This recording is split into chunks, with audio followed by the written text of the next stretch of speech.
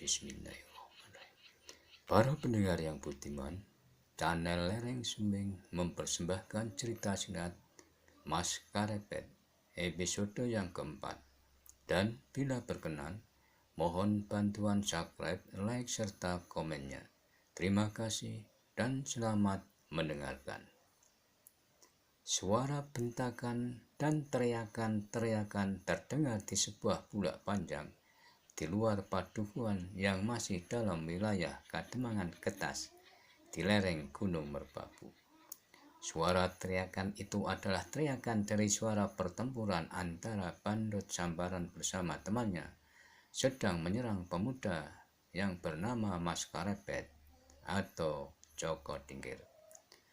Kedua orang perampok yaitu Bandot Sambaran dan temannya mulai merasakan bahwa mereka ternyata telah membentur satu kekuatan yang tidak mereka duga. Bahkan, kedua kelompok itu mulai meyakini bahwa lawannya memang pemuda yang tangguh. Dalam pada itu, sambil mengikatkan buntalan kain yang berisi bekal di punggungnya, Mas Karepet pun bertempur dengan tangkasnya. Untuk beberapa saat, ia masih berusaha menjajaki kemampuan lawan-lawannya itu. Namun akhirnya, pemuda yang bernama Joko Tingkir atau Mas Karepet itu mulai menunjukkan kemampuan yang sesungguhnya. Dengan tata gerak yang mengejutkan, Mas Karepet mulai mendesak kedua lawannya yang bertempur semakin lama menjadi semakin keras dan kasar itu. Dengan demikian, maka Jaka Tingkir menyadari bahwa kedua perampok itu tentu murid dari salah satu perguruan yang memang menyebarkan ilmu yang sesat dan kasar. Sehingga dengan kemampuan yang mereka dapatkan, maka mereka telah melakukan kejahatan tanpa belas kasih. Tidak ada tempat bagi kalian untuk tetap hidup di wilayah Demak Bintoro, geram Mas Karepet setelah ia mulai melihat kekasaran dari tata gerak lawannya. Dedebit alas, Bandot Sambaran itu pun tiba-tiba berteriak, "Jangan menyesal di atas kematianmu, anak muda." Maka dengan demikian, Bandot Sambaran itu pun telah menghentakkan ilmunya yang semakin keras dan kasar. Namun, yang ia hadapi adalah Mas Karepet, pemuda yang mempunyai bekal ilmu kanuragan yang tidak tanggung-tanggung. Maka dengan kemampuannya, ia mulai meningkatkan ilmunya sedikit demi sedikit. Maka sejenak kemudian, Bandot Sambaran itu telah mengalami kesulitan. Mas Karepet mampu bergerak cepat dan tangkas, bahkan kemudian telah membingungkan kedua lawannya. Beberapa kali serangan Mas Karepet telah mengenai Bandot Sambaran dan teman-teman. Serangan tangan Mas Karepet mampu mengenai kening Bandot Sambaran. Beberapa kali wajahnya harus berpaling karena pukulan Mas Karepet. Sedangkan lawannya yang satu lagi juga tidak sempat mengelak ketika serangan Mas Karepet mengenai wajahnya yang membuat wajah orang itu terangkat ketika tumit Mas Karepet tepat mengenai dagunya. Orang itu mengumpat sejati-jatinya. Namun, serangan-serangan Mas Karepet justru semakin cepat. Satu tangannya kembali mengenai kening Bandot Sambaran, sedang kakinya sekali-sekali menghantam tubuhnya. Bahkan dalam ayunan kakinya yang berputar, sekali-sekali singgah di wajah lawannya. Beberapa kali, Bandot Sambaran harus terhuyung-huyung. Bahkan ketika serangan Jaka Tingkir atau Mas Karepet berhasil mengguncang keseimbangannya, maka dengan garangnya Mas Karepet meloncat maju. Tangannya terjulur lurus ke arah perut lawannya. Satu pukulan yang sangat keras membuat Bandot Sambaran itu terbongkok-bongkok kesakitan. Perutnya itu menjadi sangat mual. Namun dalam pada itu, ketika ia lagi terbongkok-bongkok kesakitan, maka sekali lagi tangan Mas Karepet terayun dengan deras mengenai keningnya. Dengan demikian, maka wajah Bandot Samparan itu telah terangkat dan kaki Mas Karpet terayun deras sekali ke arah kening itu. Di saat Mas Karpet sedang mengamati Bandot Samparan, tiba-tiba sebuah pukulan yang keras mengarah ke bahunya. Ternyata kawan Bandot Samparan yang menyerangnya. Namun dengan tangkasnya, Mas Karpet menggeserkan tubuhnya ke samping dan menangkis serangan tersebut. Satu benturan kekuatan yang sangat besar. Lawan Mas Karpet itu terhuyung-huyung dan jatuh terlentang. Sementara itu, Bandot Samparan merasakan kepalanya menjadi sangat pening, serta perutnya bagaikan akan tertumpah semua isinya karena telah diaduk-aduk oleh tendangan Mas Karpet. Kemudian sambil mengerang, Bandot Samparan itu menggeliat dan pelan-pelan berusaha untuk bangkit berdiri. Dipegangnya perut dengan kedua belah tangannya, tetapi matanya belum dapat terbuka sepenuhnya, sebab keningnya seakan-akan merasakan seperti akan retak. Temannya Bandot Samparan sudah berdiri dan siap menyerang Mas Karpet dengan senjata berupa golok berwarna kehitam-hitaman. Sedang Bandot Samparan sendiri ternyata juga sudah mampu berdiri, sambil mencabut senjata keris yang sangat besar yang merupakan keris kebanggaannya. Mas Karpet bergeser surut. Sebagai seorang pengembara, ia tidak nampak membawa senjata apapun. Tetapi menghadapi kedua orang kasar yang bersenjata itu, maka Mas Karpet telah melepaskan ikat pinggang kulitnya yang tebal dan besar. Ternyata senjata ikat pinggang Mas Karpet itu merupakan senjata yang menggetarkan bagi kedua lawannya. Ketika Bandot Samparan mengayunkan kerisnya ke kening Mas Karpet, maka Mas Karpet telah merentangkan ikat pinggangnya. Demikian sentuhan terjadi, Mas Karpet atau Joko Tingkir telah mengendorkan ikat pinggangnya itu. Akan tetapi, dengan tiba-tiba saja ia telah menghentakkannya. Hampir saja senjata Bandot Samparan itu terlempar. Hentakan ikat pinggang Mas Karpet mempunyai kekuatan yang tidak terduga. Dengan demikian, maka kedua orang itu pun semakin yakin bahwa yang dihadapi memang seorang yang berilmu tinggi. Sehingga dengan demikian, pertempuran pun semakin lama semakin sengit. Kedua lawan Mas Karpet dengan senjata mereka masing-masing bergerak semakin cepat.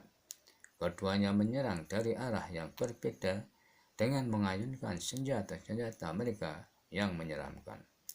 Namun, ikat pinggang Jaka Tingkir atau Mas Karpet yang nampaknya terbuat dari kulit itu ternyata merupakan senjata yang aneh. Ikat pinggang itu mampu melawan golok dan keris. Dalam benturan-benturan yang terjadi, kedua lawannya itu merasa seolah-olah senjata mereka telah membentur senjata yang terbuat dari baja yang terpilih. Tetapi kadang-kadang ikat pinggang itu pun mampu menggapainya sebagai senjata yang lentur. Anak demit, Bandot Samparan menggeram. Tetapi ia tidak dapat ingkar dari kenyataan bahwa yang dihadapinya adalah seorang yang memiliki kemampuan yang sangat tinggi. Mas Karpet ternyata pemuda yang menguasai beberapa penggunaan senjata. Di antaranya ikat pinggang yang mampu digunakan senjata yang kegunaannya melampaui kemampuan keris maupun golok yang dipergunakan oleh lawannya. Bahkan ikat pinggang itulah yang bergerak menyambar-nyambar, sehingga kedua lawannya itu sulit untuk berbuat lain kecuali sekedar menangkis dan menghindar serangan Mas Karpet. Oleh sebab itulah, maka Bandot Samparan bersama kawannya kemudian harus mengakui serta menghadapi kenyataan yang sangat tidak diharapkannya. Setelah mereka bertempur beberapa saat, maka sampailah Joko Tingkir atau Mas Karpet pada batas kesempatan yang diberikan kepada kedua lawannya untuk berusaha membela dirinya. Di saat kedua orang itu bertempur semakin kasar dan keras, maka Mas Karepet telah menjadi muak dan jemu karenanya. Maka dengan demikian ia pun berusaha untuk segera mengakhiri pertempuran itu. Bandot Sambaran dan temannya menghadapi Mas Karepet yang menjadi bersungguh-sungguh, maka keduanya benar-benar telah kehilangan kesempatan. Senjata mereka yang menjadi andalannya sama sekali tidak berarti lagi untuk menghadapi senjata Mas Karepet yang belum pernah keduanya hadapi. Sementara itu, Jagadtingkir atau Mas Karepet yang sudah jemu dengan tingkah laku yang kasar dan keras itu pun telah mengambil sikap terakhir terhadap lawannya. Oleh sebab itulah, maka ikat pinggangnya telah berputaran, dan ikat pinggangnya selalu menyusup ke pertahanan salah satu dari kedua lawannya itu. Maka akibatnya sungguh mengejutkan. Sentuhan sisi ikat pinggang kulit yang mengenai lengan Bandot Sambaran telah mengoyak dagingnya, sebagaimana terkena sayatan welat pring atau bambu apus. Bandot Sambaran itu melompat beberapa langkah ke belakang. Terasa tangannya yang disentuh oleh ikat pinggang Mas Karepet itu dicekam oleh perasaan perih atau pedih dan sakit sekali. Darah yang mengalir dari lukanya menandai bahwa tingkat ilmu pemuda yang disangkanya tidak lebih dari seorang pemuda yang lemah itu telah meluapkan amarahnya, dan umpatan-umpatan kotor pun keluar dari mulut mereka.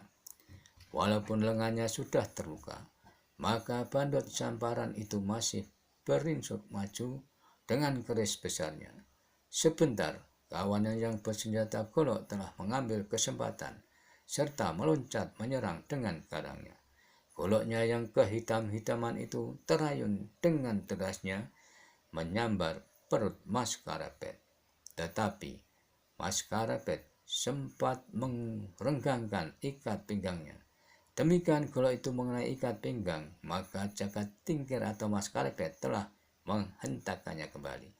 Namun, lawannya sudah mendapatkan satu pengalaman, sehingga ia pun dengan kuatnya telah mempertahankan senjatanya, dan ia pun masih sempat memutar goloknya, serta dengan langkah panjang, orang itu meloncat maju dengan ujung senjatanya memadok lurus ke depan mengarah ke dada Mas Karepet.